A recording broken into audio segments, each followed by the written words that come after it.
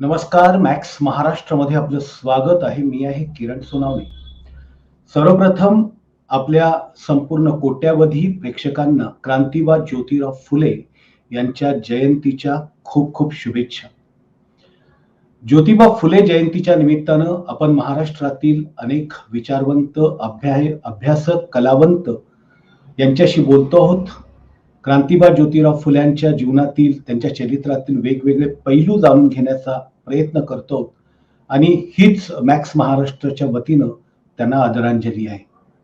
आता आपण ज्यांच्याशी बोलणार आहोत ते मुंबई विद्यापीठाच्या मराठी विभाग प्रमुख प्राध्यापिका डॉक्टर वंदना महाजन मॅडम आपल्या सोबत आहेत. मॅडम, स्वागत आहे तुमचं मॅक्स महाराष्ट्रमध्ये. धन्यवाद. मॅडम, महात्मा फुलेंचा विषय आला की 19व्या शतकात त्यांनी जो क्रांतीचा झेंडा रोवला किंवा क्रांतीला सुरुवात केली, सामाजिक क्रांतीला, तर त्याच्याबद्दल सुरुवातीला तुम्ही काय सांगाल, थोडक्यामध्ये काय बोला? मुळातच ज्योतिराव फुलेंनी ज्या पार्श्वभूमीवर आपल्या कामाला सुरुवात केली, ती पार्श्वभूमी जर आपण समजून घेतली तर पुण्यामध्ये नुकतीच पेशवाई संपलेली होती आणि त्या पार्श्वभूमीवर ज्योतिराव फुले आपल्या कामाला सुरुवात करताना आपल्याला दिसतात.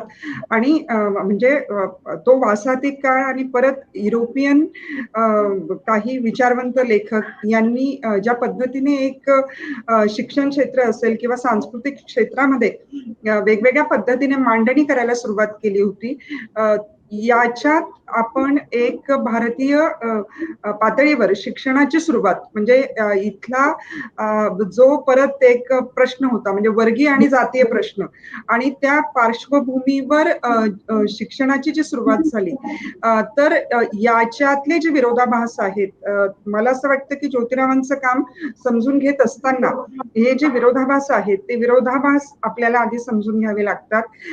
कारण वर्ण आणि जातीच्या पार्श्वभूमीवर इथे शिक्षण घेण्याचा जो अधिकार होता तो एका विशिष्ट वर्णापुरता मर्यादित होता आणि परत तेही शिक्षण आध्यात्मिक होतं आणि त्या आध्यात्मिक सगळ्या वातावरणातून शोषणाच्या ज्या वेगवेगळ्या पातळ्या निर्माण झालेल्या होत्या याचं समग्र भान त्या काळामध्ये खूप कमी लोकांना होतं आणि याच्यातून समानता आणि मुख्यतः आपल्याकडे घटनेनंतर आपण जो एक विचार स्वीकारला, तर त्या विचाराची जी मुळं आहेत ती आपल्याला ज्योतिरावांच्या कार्यामध्ये एकंदरीत दिसतात आणि स्त्रिया आणि शूद्रातिशूद्र यांच्या प्रश्नांचं एकत्रीकरण करणं आणि त्याच्यातून जो तळागाळातला समाज आहे तर त्या समाजापर्यंत शिक्षण पोहोचलं पाहिजे आणि त्याच्यातून सांस्कृतिक जो प्रभुत्ववाद त्या काळामध्ये निर्माण झालेला होता, तर ह्या प्रभुत्ववादाला धक्का देणं या पद्धतीची क्रांतिकारक मांडणी ज्योतिराव फुले यांनी जी केली, मला असं वाटतं की ह्या पार्श्वभूमीवर आपण आज 150 वर्षानंतर जेव्हा या सगळ्या कामाकडे आपण बघतो, तर ह्या पार्श्वभूमीवर हे काम आपण समजून घेतलं पाहिजे. बरोबर. त्यातनं प्रश्न असा येतोय, नुकतंच काही दिवसांपूर्वी जे क्रांतीबा फुल्यांचे अभ्यासक आहेत हरी नरके यांनी एक पोस्ट टाकली होती की याच्या एकाशी बोलत असताना ते असं म्हणाले की बाबा एवढं काय तुम्ही सावित्रीबाई फुले आणि क्रांतीबा फुलेंचा गवगवा करतात, त्यांनी ते काम केलं नसतं तर कुणी इतरांनी केलं असतं. काम कुणासाठी किंवा काळ कुणासाठी थोडी वाट बघत बसतो. तर मला आपल्या प्रेक्षकांना वंदनाजी तुम्ही सांगा की त्या काळात काम करणं असे कुठल्या अडचणी होत्या, काय समाज व्यवस्था होती आणि किती त्रासदायक काम होतं आणि कुठल्या मूलभूत प्रश्नांना क्रांतीबा फुल्यांनी त्या काळामध्ये हात घातला होता? मला असं वाटतं हा एक महत्वाचा प्रश्न आहे. तो याच्यासाठी की म्हणजे इथे आपण व्यक्तिवादाचा जो मुद्दा आहे तो मुद्दा जरा बाजूला ठेवूयात आणि कदाचित ठीक आहे की असं कोणीतरी म्हणू शकतं की हे काम जर ज्योतिरावांनी त्या काळामध्ये केलं नसतं तर ते इतर कुणीतरी केलं असतं. पण सगळ्यात महत्वाचा मुद्दा आहे की ज्योतिरावच हे काम का करतायत आणि आपण परत ज्योतिरावांच्या चरित्राकडे जर वळलो तर तिथे आपल्याला दिसतं आहे की त्याच्यातले जे काही संदर्भ आहेत, मुळामध्ये ज्योतिरावांनी त्या काळामध्ये शिक्षण घेणं ही सुद्धा एक अशक्यप्राय अशी गोष्ट होती. त्याच्यानंतर तत्कालीन सनातन्यांच्या प्रभावातून ज्योतिरावांचं जे शिक्षण आहे ते शिक्षण थांबवलं गेलं आणि त्याच्यानंतर परत ते शिक्षण जे आहे त्यांचं ते सुरू झालेलं आपल्याला दिसतं आहे. आणि त्याच्यातून ज्योतिरावांचा एक आपण म्हणजे मित्रपरिवार जर त्या काळातला बघितला तर ज्योतिरावांच्या त्या काळात जसे मुस्लिम मित्र होते, एक दलित मित्र होते, तसे काही आपल्याला ब्राह्मण मित्र सुद्धा दिसत आहेत.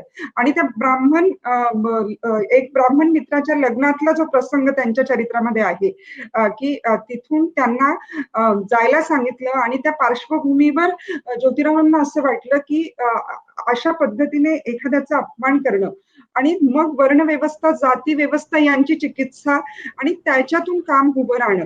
मला असं वाटतं की ज्योतिरावांचं जे स्थान होतं त्या काळातलं की एका शूद्र जमातीतला त्यांचा जन्म आणि त्याच्यामुळे त्यांना ह्या प्रश्नांची झालेली जाणीव, म्हणजे अगदी आपण पुढे डॉक्टर बाबासाहेब आंबेडकर यांचा सुद्धा ह्या पद्धतीने एक वेगळा विचार करू शकतो आणि त्याच्यातून त्यांनी काम उभं करणं. आता तत्कालीन सुधारकांचा जर आपण विचार केला तर न्यायमूर्ती रानडेंपासून अनेक सुधारक त्या काळामध्ये वेगवेगळ्या पद्धतीने आपल्याला काम करताना दिसत आहेत. पण त्यांचं जे स्थान होतं समाजातलं त्या स्थानानुसार कुठेतरी आपल्याला त्यांनी जे काम केलं त्याच्यामध्ये तफावत दिसते आहे. त्यांनी जे प्रश्न हाताळले त्याच्यामध्ये तफावत दिसते आहे.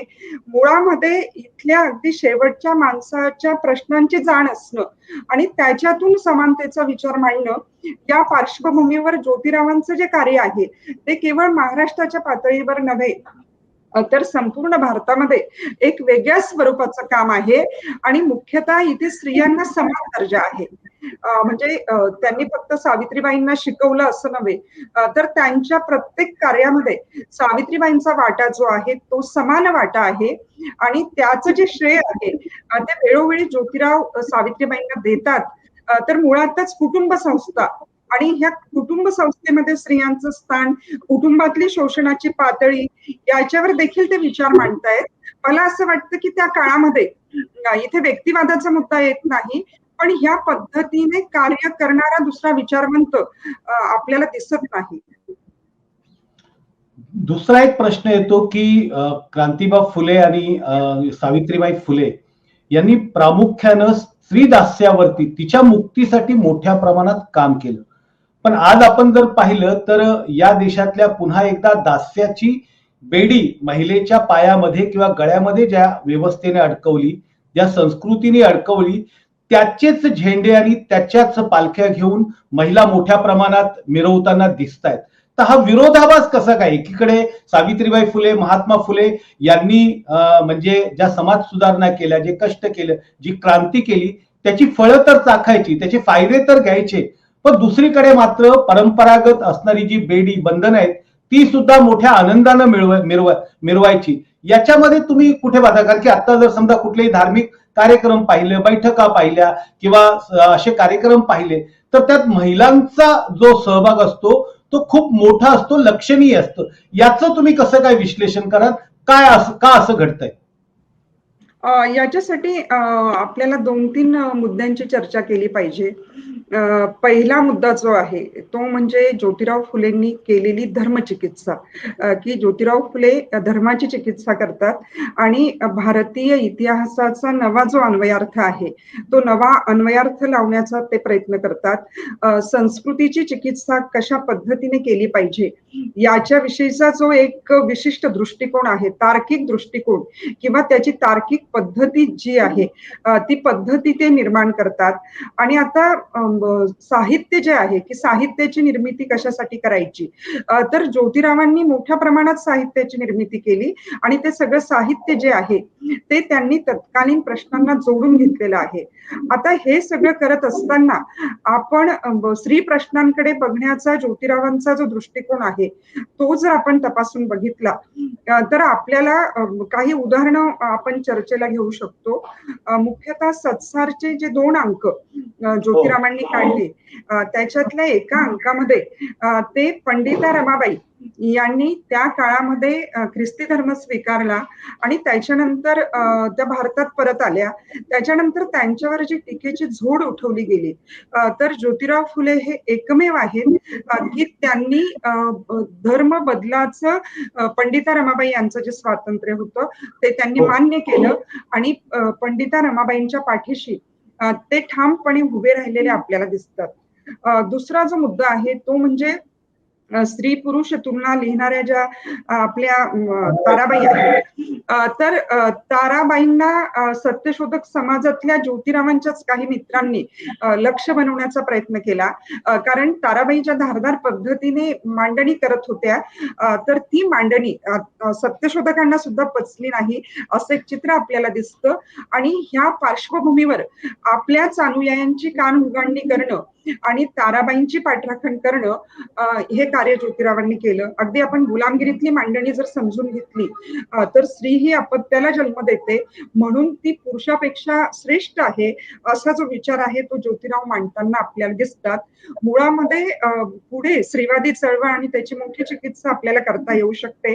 वेळेच्या अभावी मी जास्त त्या मुद्द्यांची इथे चर्चा करत नाही. पण तरीही म्हणजे अगदी पाश्चात्य स्त्रीवादी चळवळीचा एक प्रभाव स्वीकारून पुढच्या काळामध्ये जे काही आपल्याकडे एक स्त्रिया स्वतः संघटित झाल्या किंवा वेगवेगळ्या पद्धतीने त्यांनी काही संघटना उभारल्या, तर मला असं वाटतं की ज्योतिराव ज्या पद्धतीने प्रश्नांची चिकित्सा करत होते ती चिकित्सा इथे झालेली आपल्याला दिसत नाहीये. कारण ज्योतिराव वर्ण व्यवस्था आणि जाती व्यवस्थेच्या पार्श्वभूमीवर स्त्री प्रश्नांची मांडणी करताना आपल्याला दिसतात. म्हणजे शेतामध्ये राबणारी जी स्त्री आहे, ती स्त्री जे कष्ट करते, मला असं वाटतं की मार्क्सवादाची चिकित्सा आपण वेळोवेळी करतो, पण मार्क्सने म्हणजे एंगल्सने कुटुंब संस्थेचा जाहीरनामा मांडला, पण कुटुंबामध्ये म्हणजे मुख्यतः भारतीय कुटुंब व्यवस्था आणि इथली वर्ण आणि जाती व्यवस्था आणि त्याच्यामध्ये बांधली गेलेली जी स्त्री आहे, तर त्या स्त्रियांच्या कष्टाची जी पातळी आहे त्याचं विश्लेषण ज्योतिरावांनी केलं.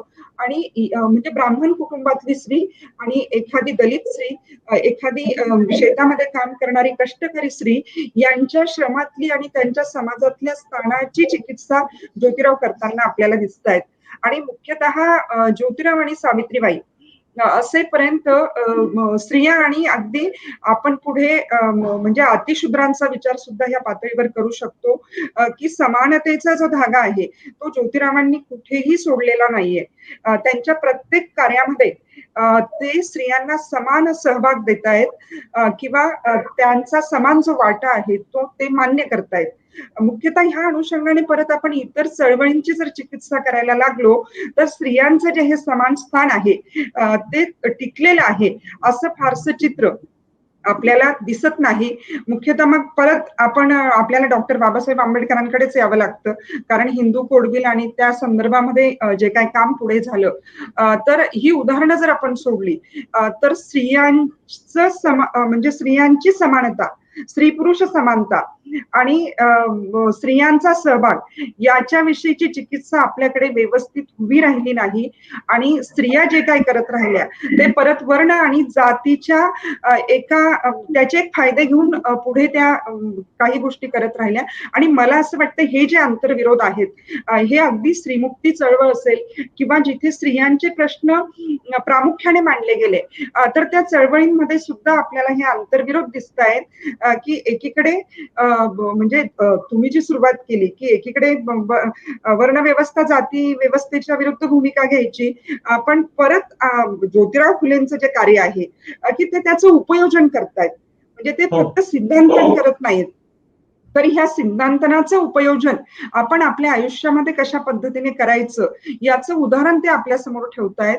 मला असं वाटतं की सिद्धांतन आणि उपयोजन यांच्यातली जी गफलत आहे त्याच्यामुळे अगदी स्त्रियांच्या पातळीवर की आज आपण वेगळ्या पद्धतीने जर याची चिकित्सा केली की परत जातीच्या पार्श्वभूमीवर स्त्री प्रश्नांचं जे वास्तव आहे ते खूप गंभीर झालेलं आपल्याला दिसतं आहे. आणि पुढे सत्यशोधक समाजाची स्थापना आणि त्याच्यामध्ये जो तत्वविचार ज्योतिराव फुले मांडताना दिसतात, तर ह्या तत्वविचाराचा पहिला जो मुद्दा आहे तो स्त्री पुरुष समानता आहे. आणि मुख्यतः त्यांनी विवाह संस्था आणि कुटुंब संस्थेविषयक जे काम केलेलं आहे ते आजही आपल्याला वेगळ्या पद्धतीने समजून घ्यायची गरज आहे. बरोबर आहे, त्या प्रश्नाकडे येतोय मी.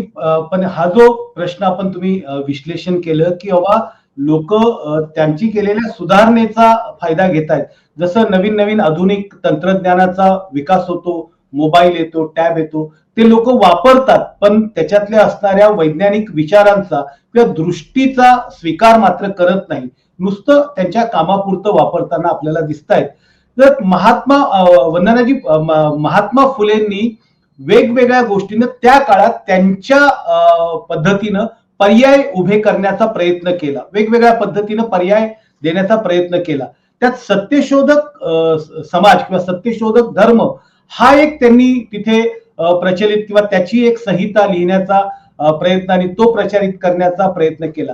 काय होता नेमका त्यांचा हा विचार आणि त्यांना अशी गरज का वाटली? कारण की आपण जर एकूणच इतिहास जर पाहिला तर अगदी महावीरांपासनं तर ह्या प्रत्येक विषमतावादी व्यवस्थेच्या विरुद्ध प्रत्येकानं नवीन असा धर्म, नवीन असा विचार मांडलेला आहे. मग महावीर असतील, भगवान बुद्ध असतील किंवा त्यानंतर असणारे छोटे मोठे पंत असतील, चक्रधर असतील किंवा इव्हन आता महात्मा बसवेश्वर असतील, प्रत्येकानं वेगवेगळा पर्याय देण्याचा प्रयत्न केलाय. तर महात्मा फुलेंनी दिलेला हा पर्याय नेमका काय होता आणि आता लोक त्या पातळीपर्यंत आलेली आहेत का, की आजही त्यांना तो जड आहे?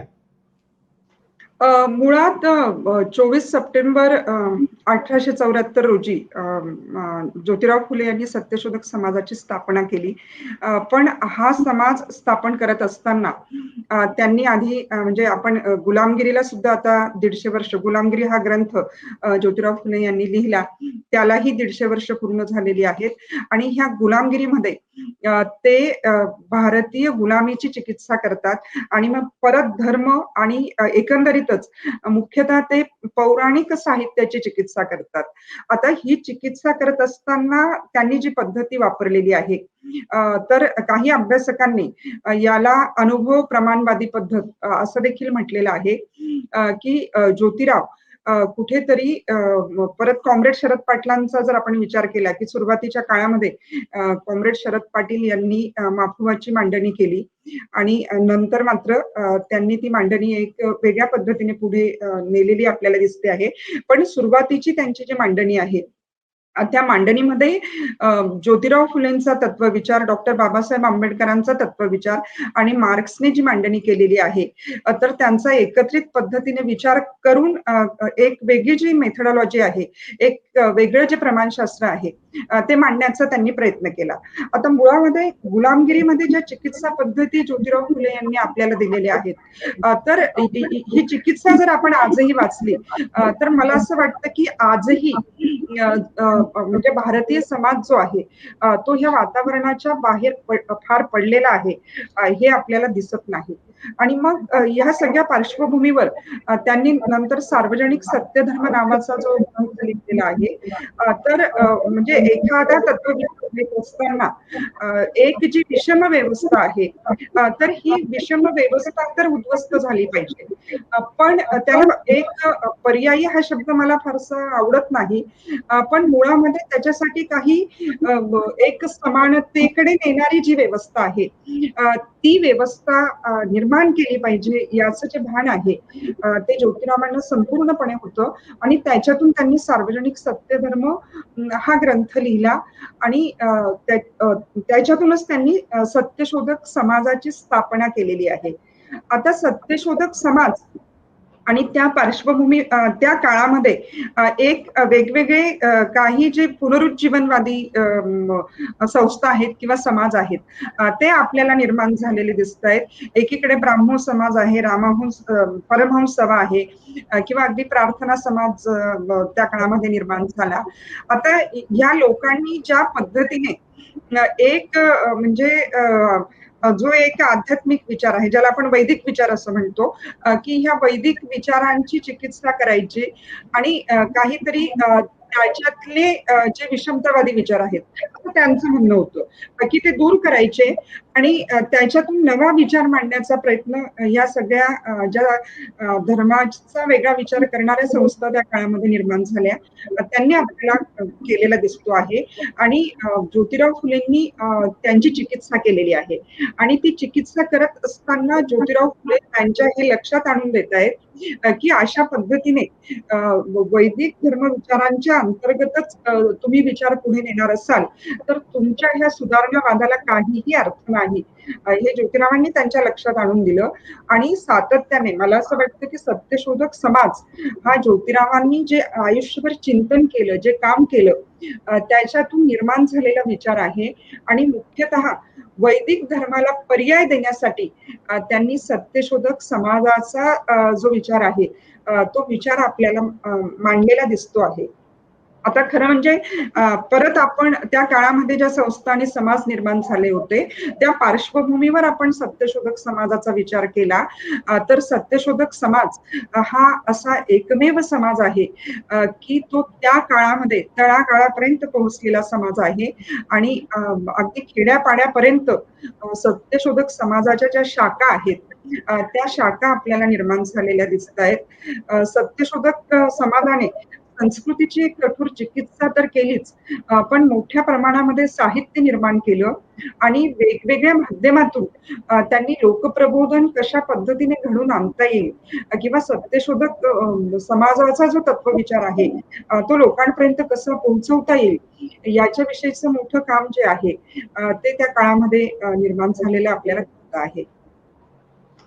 नेमके या सत्यशोधक समाज जो होता किंवा सत्यधर्म म्हणून त्यांनी जो स्थापन केला होता सार्वजनिक सत्यधर्म, काय तत्व होती आणि कशा पद्धतीनं तिथे त्यांच्या संदर्भातल्या आचारविधी किंवा विचारविधी होत्या, त्याच्याबद्दल थोडक्यात जरा, म्हणजे आत्ताच्या कालानुरूप आता सध्या आपण ज्या 21व्या शतकामध्ये वावरतोय त्याच्यात आणि त्या काळातल्या याच्यात त्यांनी कशा पद्धतीनं काय तत्व दिली होती किंवा कशा पद्धतीच्या वागणुकीच्या सूचना त्याच्यामध्ये केलेल्या होत्या?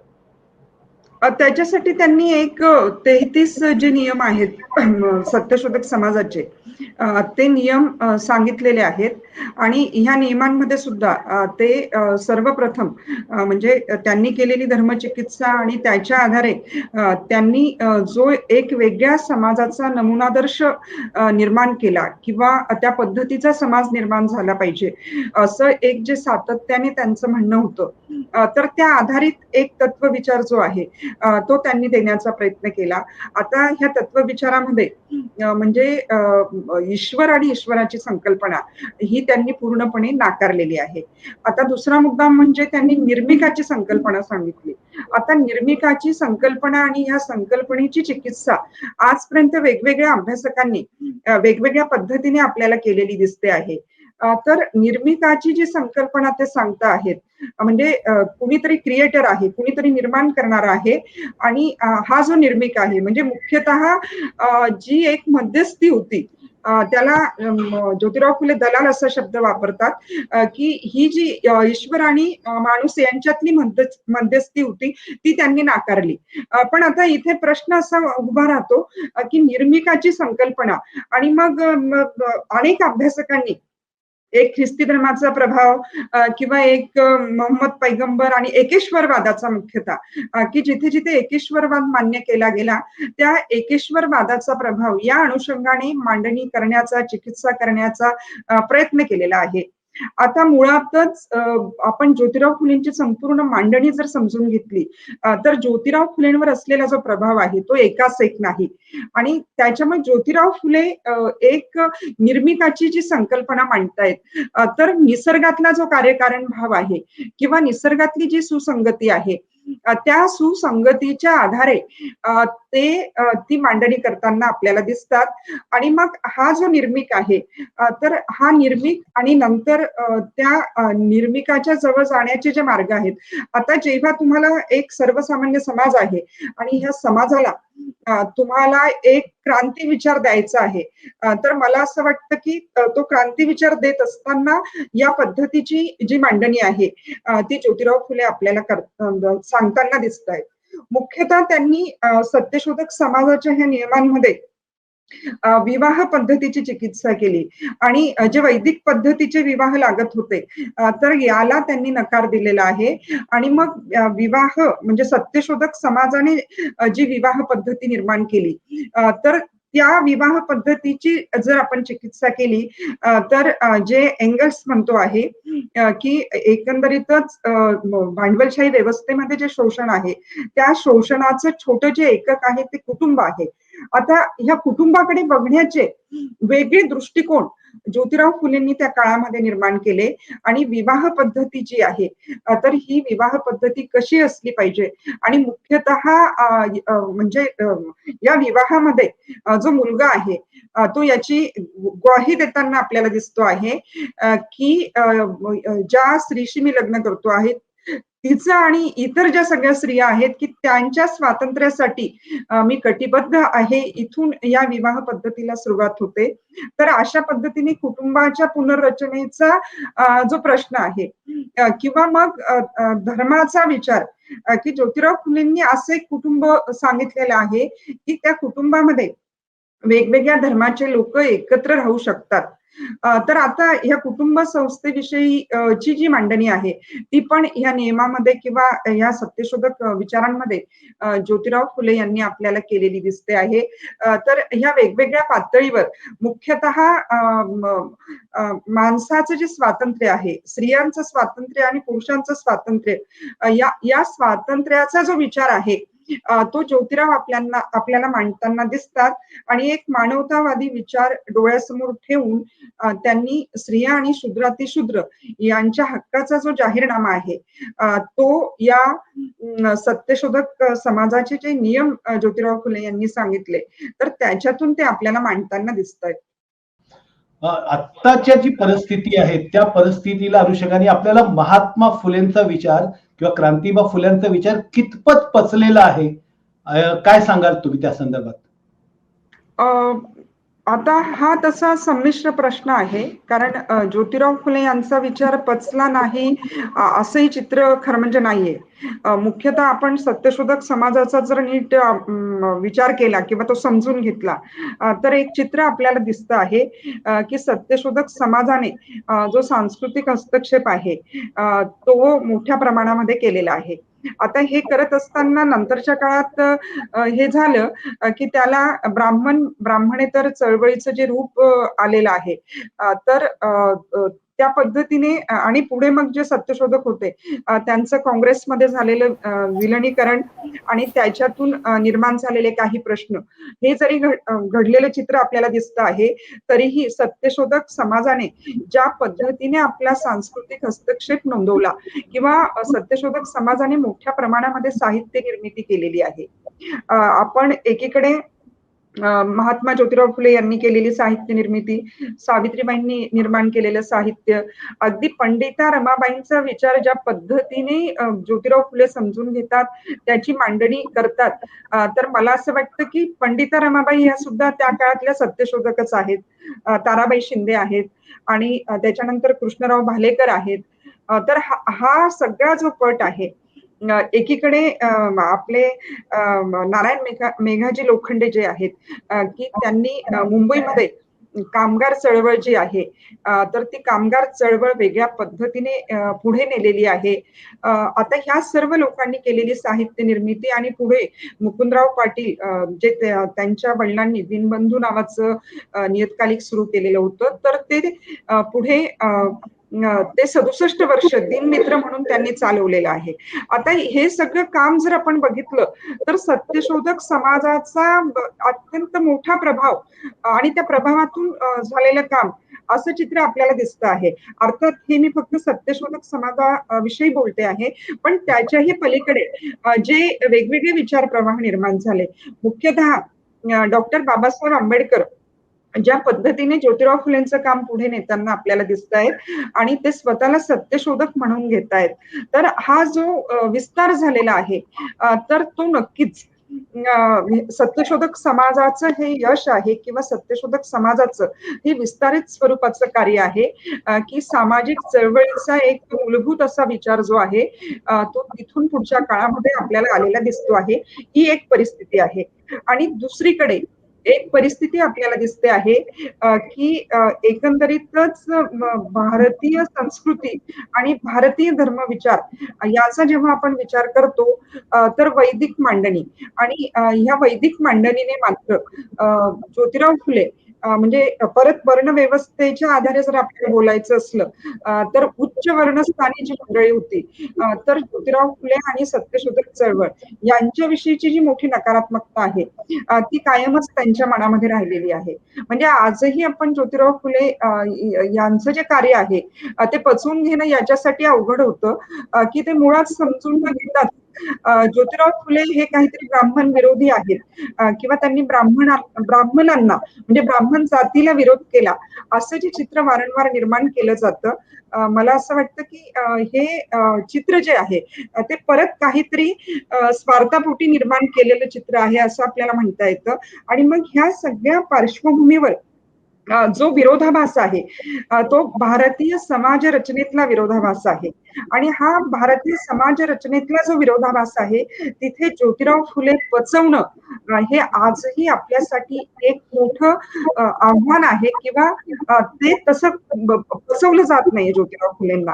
आणि परत त्याच्यामध्ये दुसरा विरोधाभास असा आहे की ठीक आहे जी विरोधी विचारधारा आहे त्यांना हे शक्य नसेल पण जे ज्योतिराव फुलेंचे अनुयायी स्वतःला म्हणवतात तर त्यांनी मात्र आत्मपरीक्षण केलं पाहिजे की ज्योतिराव फुलेंचा जो विचार आहे तो विचार आपण कितपत पचवलेला आहे. कारण त्यांनी जरी तो विचार नीट समजून घेतला तर बरेच प्रश्न जे आहेत ते प्रश्न सुटण्यासारखे आहेत. म्हणजे आजच्या परिस्थितीची चिकित्सा करत असताना किंवा आज जे आपल्या समोर आहे ते समजून घेणं त्याच्यावर भाष्य करणं हे भाष्य करत असताना आपल्याला फुले आंबेडकरी विचार डोळ्यासमोर ठेवून त्या पद्धतीनेच ते भाष्य करावं लागणार आहे कारण ते भाष्य करण्याची एक सैद्धांतिक पद्धत जी आहे ती त्यांनी निर्माण केलेली आहे. आणि त्याच्यातून जर मग आपण आजच्या वास्तवाविषयी बोलायला लागलो तर ज्योतिराव फुले ज्या पद्धतीने त्या काळामध्ये चिकित्सा करत होते तर आता जे एक धर्माचं नवरूप आपल्या समोर आहे किंवा ज्याला आपण नव भांडवलशाही म्हणतो आणि ही नव भांडवलशाही आणि राजकीय व्यवस्था यांचं झालेलं जे एकत्रीकरण आपल्याला दिसतं आहे तर याच्यात आणि परत वर्ण वर्गाचे संमिश्र प्रश्न जाती जातीमध्ये परत जे वेगळे वर्ग निर्माण झालेले आहेत त्या वर्गाचे बदललेले प्रश्न आणि त्याच्यामध्ये झालेली गुंतागुंत आणि याच्यामध्ये मग परत स्त्रियांचे प्रश्न की स्त्रियांचे प्रश्न हे व्यवस्था नेहमी बाजूला फेकत असते. व्यवस्था तर बाजूला फेकतेच पण ज्याला आपण एक क्रांतिकारी विचार घेऊन पुढे जाणारी जी मंडळी आहे त्यांनी पण याच्याविषयी विचार करण्याची गरज आहे की स्त्रियांचे प्रश्न आपण अग्रभागी आणलेले आहेत का किंवा ते आपण अग्रभागी ठेवलेले आहेत का. तर ह्या पद्धतीने जर आपण ह्या प्रश्नांकडे बघायला लागलो तर ज्योतिराव फुले पचवणं आजही खूप अवघड आहे आणि याची जी कारणं आहेत ती परत व्यवस्थेत आहेत असं एक चित्र आपल्याला दिसतं. ओके धन्यवाद वंदनाजी. तुम्ही मॅक्स महाराष्ट्राच्या सोबत क्रांतीबा फुले जयंतीच्या निमित्तानं संवाद साधला आणि त्यांच्या एकूणच सामाजिक क्रांती सत्यधर्म आणि स्त्रियांच्या प्रश्नाबद्दलचे आपले विचार मांडले त्याबद्दल तुमचे खूप खूप धन्यवाद. ह्या होत्या वंदना महाजन ज्यांनी एकूणच आपला विचार या संदर्भात मांडलेला आहे आणि महात्मा फुलेंचं जे काम आहे महात्मा फुलेंनी जी क्रांती केली ती जरी आपण त्यांचे फायदे उपटलेले असले किंवा फायदे आपण घेतलेले असले तरी त्यांचा विचार जो आहे मूलभूत विचार अजूनही समाजात रुजलेला नाहीये आणि त्यामुळे एकूणच महात्मा फुलेंचा गौगव करत असताना त्यांची पालखी मिरवत असताना लोक महात्मा फुले जे आहेत ते त्यांना पचायला आजही व्यवस्थेला कठीण जात आहेत. त्यामुळे तुम्ही वंदना महाजन यांचं वक्तव्य ऐकलेलं आहे. तुम्हाला नेमकं या संदर्भात काय वाटतं तुम्ही नक्की कमेंट बॉक्समध्ये लिहा आणि पाहत रहा मॅक्स महाराष्ट्र, आवाज महाराष्ट्राचा.